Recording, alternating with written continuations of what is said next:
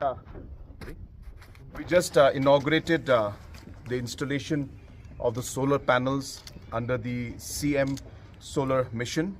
As you're aware, this is a state scheme.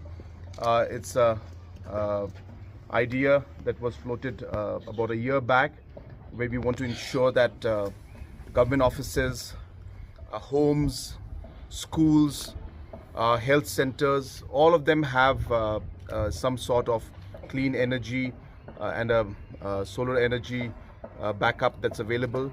And what makes this program special is it's not just the solar panels, but there is also an inverter and battery that ensures that the energy can be stored and then can be used by the people as and when they want it. So we're giving a full solution and not just a piecemeal solution. And I'm happy that today in the pollution board office here in Shillong, we have just inaugurated this, and I hope that this will support the overall the energy requirement here, and more importantly, it will send a positive message that the Meghalaya State Pollution Control Board is leading by example to ensure that they're using clean energy and motivate other organizations to also do the same. Thank you.